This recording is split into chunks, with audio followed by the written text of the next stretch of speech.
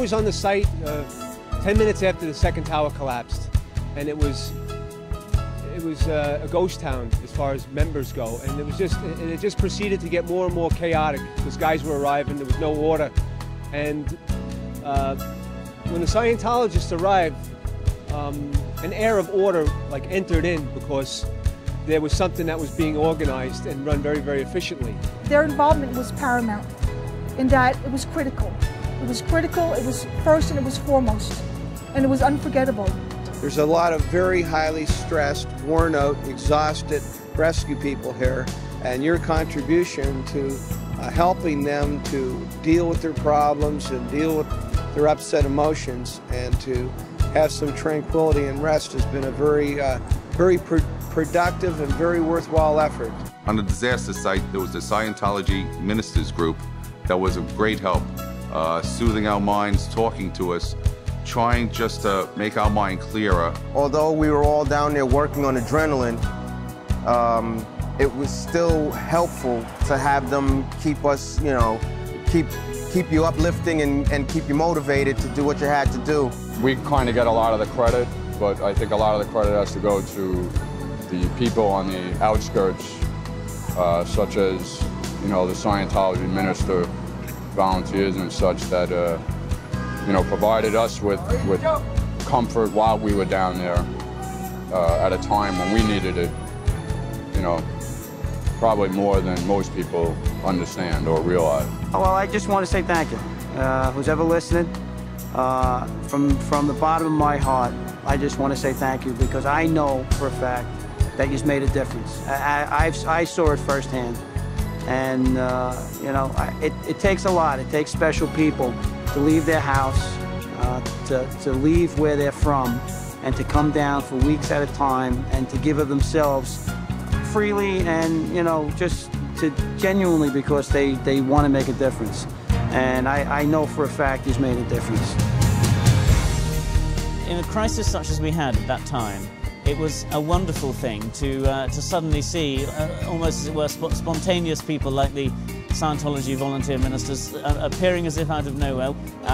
There they were to plug the gap, and they did it very nobly, did it very, very well. It was very positive work. It was thinking the physical as well as the spiritual needs of the people and the emergency workers who were coping with intolerable conditions. It's really important to know that people like yourselves are there to support the emergency services.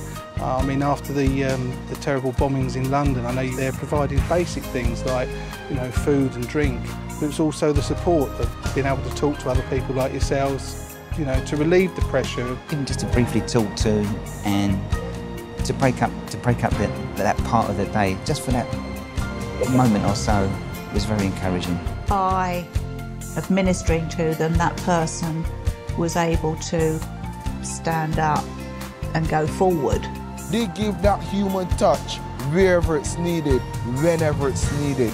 And that in itself is a powerful testimony to their work and the work of L. Ron Hubbard. If the whole world could grasp that kindness to their brothers, to humanity, then I think we'll have a better world.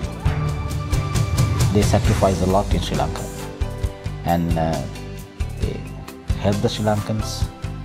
Wherever the need is there, they were there. Before the people come to your place, they come with a very awful look. Sometimes they cry, but after they get your assist, they come out with a smile. I started smiling, and finally I realized myself that how relieved I was. So I know that if I do it to another, that he will have the same experience. The only one organization in the world who have performed this kind of therapy. I think it is more important than the material assistance to the people. They need Scientology first to cure and to mend their spirit and their soul. Just follow the way that L. Ron Hubbard did for us. Don't let him alone. We can do it. We can lean forward with him. There's a new life to come. We have to put up a new building, and it's a correct foundation has come. So the foundation has given by you. It's very hard to explain the feeling inside my heart, but I don't know what to say. Thanks a million on behalf of the Thai people. You guys arrived and came to our aid. Y'all were the cavalry. It's kind of like a wagon train being surrounded by the Indians with no hope. And then you hear that horn from the cavalry. And you guys came in, and then all of our despair disappeared. People just needed to talk. And I have yet to see a Scientology volunteer walk away from someone who wanted to talk. That's invaluable. You can't replace that with any program. They were there 24 hours a day. There wasn't a 15-minute time span that went by where you didn't see somebody walking past with a Scientology shirt. They were visible at all times.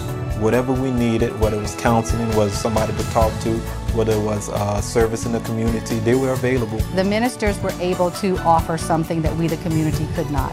We could not have kept these shelters open without them. It kind of got to where's the yellow shirts? Everybody was looking, where's the yellow shirts? And so that's kind of how we went, if you needed something, there was no job too big or too small. For me, it's just the caring and the giving and the continual giving is something that, when are they going to get tired? They touched so many people's hearts. They went to everybody. They didn't go just to a courthouse. They went to every little place that they could find all over the community to help people. It's almost like having a family member there to pretty much get you along through the situation. And I don't see how we could have lived without them. I don't think we could have done it without them. I'm just real happy with the way everything's turned out. Can't ask for better. You really can't. You can't get better. I'm just grateful that there's people out there still today in this world that's willing to give that much of themselves to help a fellow man. And you made their lives better simply because you understand who they are and what they need. And you don't wait for marching orders. You know your profession and you've made a difference.